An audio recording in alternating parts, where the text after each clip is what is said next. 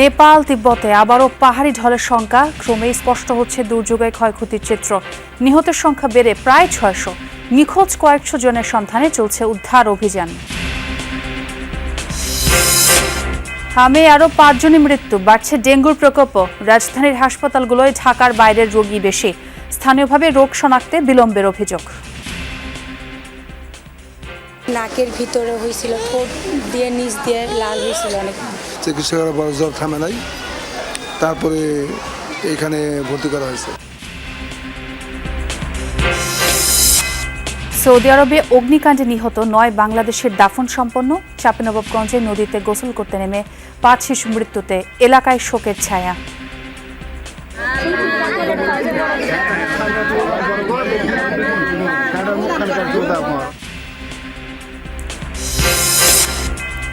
ডিএসসিসির উদ্যোগে ঢাকার ৪১৬ বছর উদযাপন। নগরীর বিভিন্ন সড়ক প্রদক্ষিণ করে বর্ণাঢ্য শোভাযাত্রা। নগরীর ঐতিহ্যবাহী স্থান ঘুরে দেখতে চক্রাকার বাস চালুর পরিকল্পনা।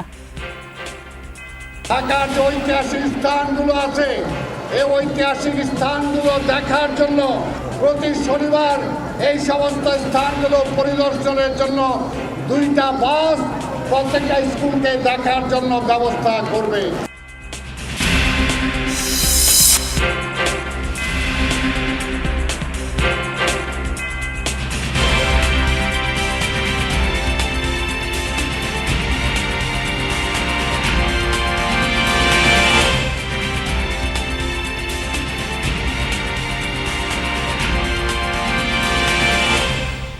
দর্শক, আমন্ত্রণ যমুনা নিউজে। সঙ্গে আছে আমি ছোঁয়া খন্দকার। আর এতক্ষণ শিরোনাম দেখছিলেন। নতুন করে পাহাড়ি ঢলের সংখ্যা মাথায় নিয়েই নেপাল ও তিব্বতে চলছে উদ্ধার অভিযান। পুরোপুরি বিধ্বস্ত ও দুর্গম হওয়ার কারণে অনেক এলাকায় পৌঁছাতে পারেনি উদ্ধারকারী দল। স্বস্তির বিষয়, এখন পর্যন্ত ৯ শতাধিক মানুষকে জীবিত উদ্ধার করা হয়েছে, যাদের ১২১ জনই বিদেশি। মরদেহ মিলেছে ৫৭৯ জনের। দুই দেশে এখনও নিখোঁজ ২,০০০-এর মতো মানুষ, যাদের অর্ধেকই পর্যটক। হিমবাহ ধসের স্থানটিতে ২৫ লাখ ঘনমিটার পানি জমে সৃষ্টি হয়েছে নতুন হ্রদ। যে কোনো সময় দেখা দিতে পারে নতুন বিপর্যয়। একে তো আঠালো মাটি, তার উপর ধ্বংসস্তূপ। এর মাঝেই কাঁধে বয়ে জীবিত এই ব্যক্তিকে উদ্ধার করলেন নেপালি সেনা সদস্য। ভয়াবহ ঢলের কারণে হাইড্রো পাওয়ার প্রজেক্টের টানেলে আটকা পড়েন অনেকে। তাদেরই ৩৫০ জনকে ঝুঁকি নিয়ে জীবিত উদ্ধার করলেন উদ্ধারকর্মীরা। দুর্গম জনবিচ্ছিন্ন এলাকাগুলোয় হেলিকপ্টার দিয়ে চলছে উদ্ধার তৎপরতা। তবে নেপাল তিব্বতে নিখোঁজ ১৫০০ মানুষের পরিণতি এখনও অজানা। আজই তিব্বতের একটি বাঁধে ভাঙনের কথা শোনা যায়। নতুনভাবে উঁচু ও নিরাপদ স্থানের খোঁজে ছুটোছুটি শুরু করেন স্থানীয়রা। সরে যাওয়ার নির্দেশ দেওয়া হয় উদ্ধারকর্মীদেরও। নেপালের পাশাপাশি বন্ধ করা হয় তিব্বতের উদ্ধার কার্যক্রম। উজানে পানির উচ্চতা বেড়ে যাওয়ায় জরুরি সরঞ্জাম সহ নিরাপদ স্থানে সরে যাওয়ার নির্দেশ দেন ঊর্ধ্বতন কর্মকর্তারা। বলা হয়, পরবর্তী নির্দেশ না দেওয়া পর্যন্ত অপেক্ষা করতে, নিজেদের সুরক্ষাকে সর্বোচ্চ গুরুত্ব দিতে বলা হয়। আমাদের ঘর কাদার নিচে চাপা পড়ে গেছে। নিরাপদ আশ্রয়ে সরে যেতে নানা সমস্যার সম্মুখীন হতে হচ্ছে। ভাবুন তো, এমন পরিস্থিতি বয়স্ক ও অসুস্থ মানুষদের জন্য কতটা কঠিন। পরিস্থিতি স্বাভাবিক হলে আবার শুরু হয় উদ্ধার কাজ। কাদামাটির মধ্যে দাঁড়িয়ে থাকাই কষ্টকর। সেখানে হতভাগ্যদের খোঁজে প্রাণপণ চেষ্টা চালাচ্ছেন উদ্ধারকর্মীরা। গত ৪৮ ঘন্টা দিনরাত কাজ করে যাচ্ছেন সেনা ও পুলিশের ১৩,০০০-এর বেশি সদস্য। চলমান সংকটের মধ্যেই নতুন শঙ্কা, সম্ভাব্য পাহাড়ি ঢল। হিমালয় রেঞ্জে হিমবাহ ধসের স্থানটিতে পানি ও বর্জ্য জমে সৃষ্টি হয়েছে হ্রদ, যেখানে ২৫ লাখ ঘনমিটার পানি জমা হয়েছে। চীনের সতর্কতা, প্লাবনের উচ্চ ঝুঁকিতে রয়েছে হ্রদটি। রেডক্রস জানিয়েছে, বন্যায় ক্ষতিগ্রস্ত লাখের কাছাকাছি মানুষ। এই পরিস্থিতিতে নেপালকে সব ধরনের সহায়তার ঘোষণা দিয়েছে যুক্তরাষ্ট্র, অস্ট্রেলিয়া সহ বিভিন্ন দেশ। এরই মধ্যে উদ্ধারকারী দল পাঠিয়েছে দক্ষিণ কোরিয়া। মোস্তফা মাহমুদ, যমুনা নিউজ। নেপালের দুর্যোগে নিখোঁজদের অপেক্ষায় থমকে গেছে বহু পরিবারের জীবনযাত্রা। প্রিয়জনের সঙ্গে যোগাযোগ বিচ্ছিন্ন, অথচ নিশ্চিত করে বলার মতো কোনো খবরও নেই।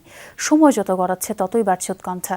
নেপাল ও তিব্বতের কৈলাস পর্বত ঘিরে এই দুর্যোগে নিখোঁজ বহু তীর্থযাত্রী ও পর্যটক। তাদের খোঁজে চলছে উদ্ধার তৎপরতা। একটা ফোন কলের অপেক্ষা, হয়তো পাশ থেকে ভেসে আসবে প্রিয় কণ্ঠটা, আমি ভালো আছি, কিন্তু ঘন্টার পর ঘন্টা পেরিয়ে গেলেও আসছে না সে ফোন। তাই আবেগ আর বাঁধ মানেনি যুক্তরাষ্ট্রের ভার্জিনিয়ার স্নেহা সুধীরের। 48 ঘন্টা হয়ে গেছে, আমার স্বামীর কোনো খবর নেই। তার সাথে তার আরো কয়েকজন বন্ধু রয়েছে, তাদেরও কোনো খবর নেই। আমি জানি না এখন কি করব। এতটা অসহায় নিজেকে কখনো মনে হয়নি। কার সাথে কিভাবে যোগাযোগ করব।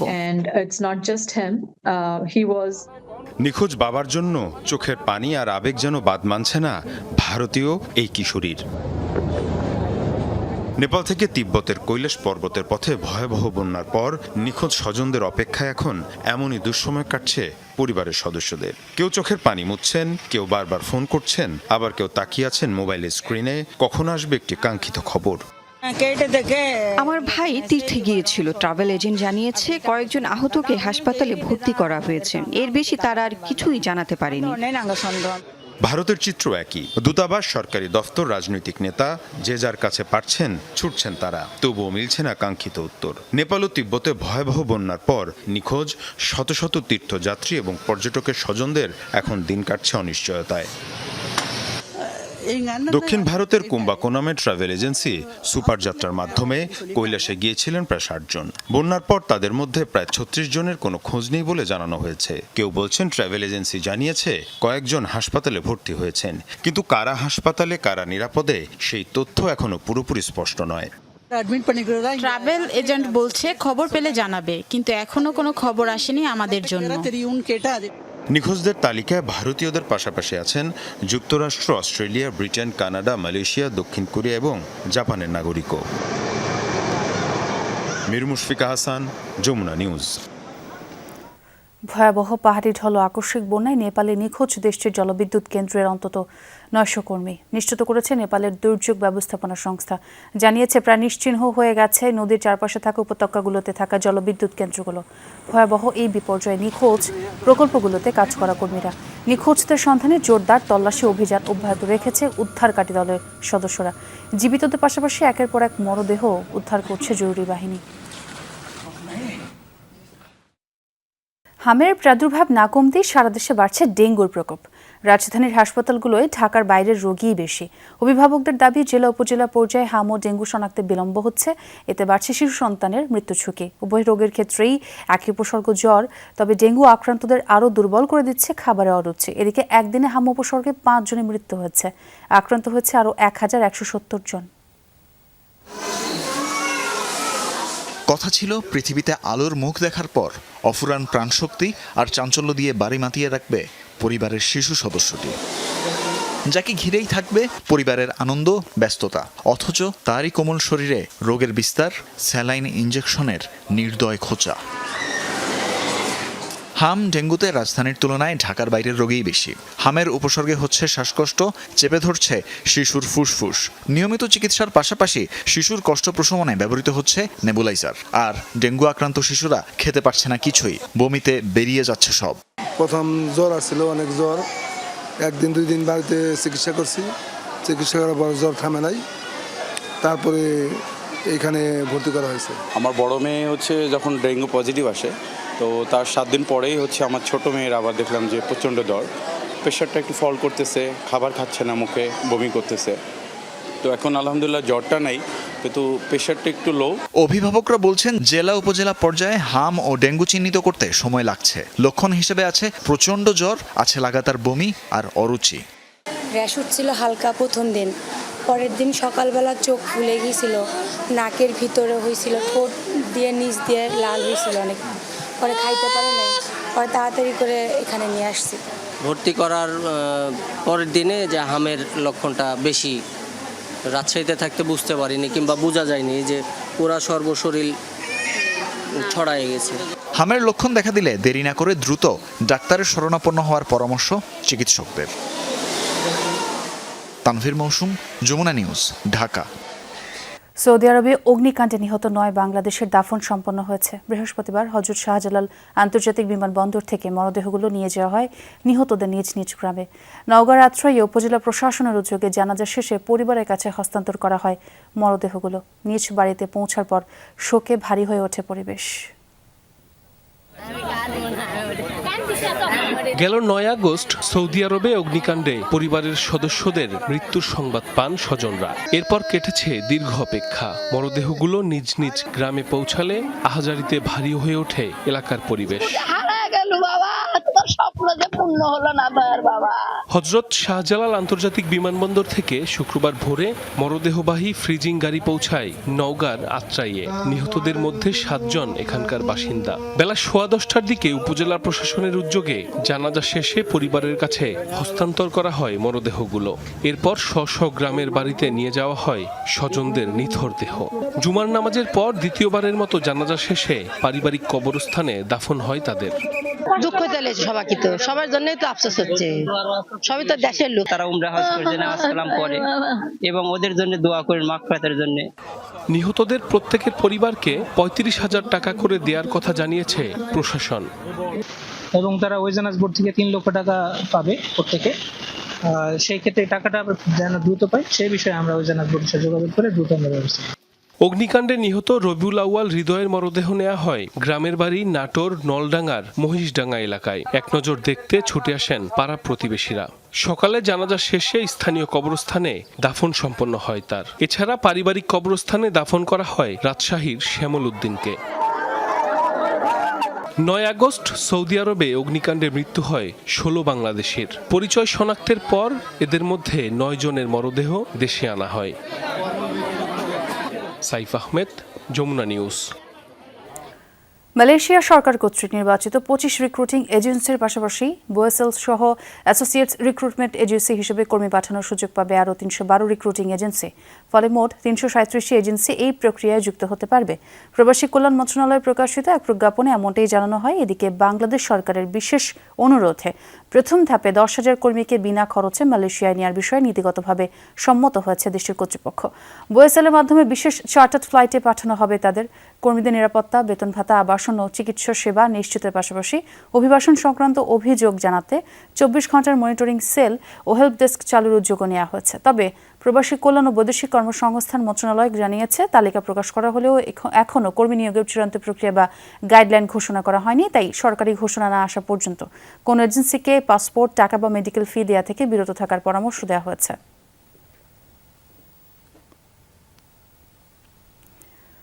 চাঁপাইনবাবগঞ্জের মরা নদীতে গোসল করতে গিয়ে ডুবে মারা গেছে 5 শিশু। তারা সবাই পরিবারের অগোচরে নদীতে নামে। এই ঘটনায় পুরো এলাকায় শোকের ছায়া নেমে এসেছে। ঘটনাস্থল পরিদর্শন করেছেন স্থানীয় জনপ্রতিনিধিরা।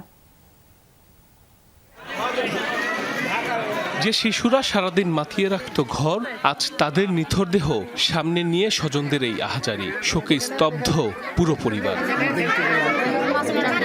স্থানীয়রা জানায়, চাঁপাইনবাবগঞ্জ সদর উপজেলায় দেবীনগরের মরা নদীতে গোসল করতে নামে 2 বোন সুমাইয়া আরিবা, সুমাইয়া সুরাইয়া ও শরীফা। বছরের অন্যান্য সময় পানি খুব কম থাকলেও বর্ষায় টৈটম্বুর পদ্মার এই শাখা। দুপুরে নদীর গলা সমান পানিতে হেঁটেই এক পাশ থেকে অন্য পাশে যায় তারা। এক পর্যায়ে একটি উঁচু স্থান থেকে আবার নদীতে ঝাঁপ দেয়। সেখানে গভীরতা বেশি থাকায় মুহূর্তেই তলিয়ে যায় 8 থেকে 12 বছর বয়সী এসব শিশুরা। দেবাতে ওপার গেছে, তারপর ওই নদী ওই বিলে গেছে। ওই বিলে আপনার ধরলেন যে একটা আয়াল আছে, আপনার আয়ালের নিচে ওদের হেলন হয়ে যাবে। মানে আমাদের এক গলা বা এক বুক এরকম পানি দিয়েতে লাস্টে একটা তুলতে 5টা নাশ পাইলো। তারা মূলত পানির তলে মাটির সাথে অনেকটা লেগে গিয়েছিল। পানি যখন বাধা পেয়েছে তখন তাদেরকে উঠানো হয়েছে। বিষয়টি জানাজানি হলে জুমার নামাজ শেষে নদী পাড়ে ছুটে যান স্বজন ও এলাকাবাসী। একে একে উদ্ধার করা হয় 5 শিশুর মরদেহ। খবর পেয়ে ঘটনাস্থল পরিদর্শন করেছেন স্থানীয় জনপ্রতিনিধিরা। যেখানে ডুবছে সেখানে আমরা যেতে সমর্থন হই এবং কয়েক মিনিটের মধ্যে 5টা লাশ আমরা উদ্ধার করি। নদীতে গোসল করতে নেমে মর্মান্তিকভাবে মৃত্যুবরণ করেছে। তা আমরা এই বিষয়টা নিয়ে অত্যন্ত শোকাহত। জেলা প্রশাসনের পক্ষ থেকে তাদেরকে দাফন কাফনের জন্য ছোট্ট একটু সহযোগিতা করা হচ্ছে। পরবর্তীতে আরও সহযোগিতা করা হবে। সন্ধ্যায় জানাজা শেষে চরচাকলা গ্রামের কবরস্থানে দাফন করা হয় 5 শিশুকে। সাইফ আহমেদ, যমুনা নিউজ। পটুয়াখালীর দুমকিতে যুবদলের নতুন কমিটি নিয়ে 2 গ্রুপের সংঘর্ষ হয়েছে। এতে আহত হয়েছেন অন্তত 5 জন। ভাঙচুর করা হয় মোটরসাইকেল। শুক্রবার বিকেলে উপজেলার থানা ব্রিজ এলাকায় এই ঘটনা ঘটে। স্থানীয়রা জানায়, উপজেলা যুবদলের নবগঠিত কমিটির নেতারা একটি আনন্দ মিছিল বের করে। মিছিলটি বিশ্ববিদ্যালয়ের প্রধান ফটকের সামনে গেলে বিপরীত দিক থেকে পদবঞ্চিত শতাধিক নেতাকর্মী তাদের উপর হামলা চালায়। এতে উভয় পক্ষের মধ্যে দফায় দফায় সংঘর্ষ হয়। ভাঙচুর করা হয় 5টি মোটরসাইকেল। পরে পুলিশ গিয়ে পরিস্থিতি নিয়ন্ত্রণে আনে। ফরিদপুরের ভাঙ্গায় আধিপত্য বিস্তারকে কেন্দ্র করে 2 পক্ষের সংঘর্ষে আহত হয়েছেন অন্তত 10 জন। ভাঙচুর করা হয় 5টি বসতঘর। শুক্রবার বিকেল থেকে শুরু হওয়া সংঘর্ষ চলে সন্ধ্যা পর্যন্ত। স্থানীয়রা জানায়, দীর্ঘদিন ধরে এলাকার আধিপত্য বিস্তার নিয়ে জিক্রিয়া শিকদারের সাথে রাজা মাতব্বরের বিরোধ চলছিল। সম্প্রতি স্থানীয় মসজিদ কমিটির সভাপতির পদ নিয়ে উভয় পক্ষের সমর্থকদের কথা কাটাকাটি হয়। এক পর্যায়ে দেশীয় অস্ত্র নিয়ে সংঘর্ষে জড়ায় 2 পক্ষ। পরে পুলিশ গিয়ে পরিস্থিতি নিয়ন্ত্রণে আনে। আহতদের উদ্ধার করে স্থানীয় হাসপাতালে পাঠানো হয়। তদন্ত করে জড়িতদের বিরুদ্ধে আইনি ব্যবস্থা নেওয়া হবে বলে জানিয়েছে পুলিশ।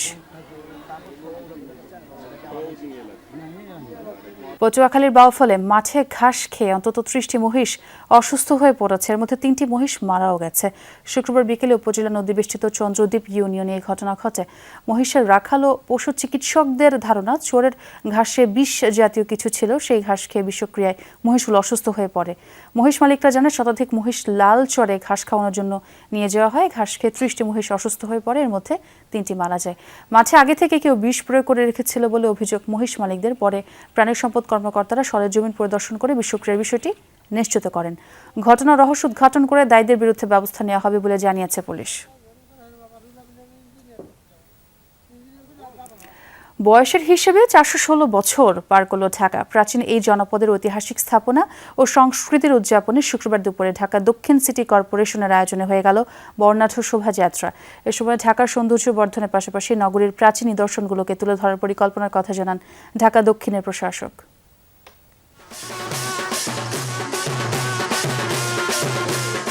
বাদ্যের তাল আর প্রাচীন নিদর্শনের বহর সাজিয়ে জনপদ ঢাকার এই পথ চলা রূপক অর্থেই একটি টাইমলাইন। 416 বছর পেরিয়েছে বয়স। তারই মাসব্যাপী উদযাপনের অংশ হিসেবে ঢাকা দক্ষিণ সিটি কর্পোরেশনের এই শোভাযাত্রা।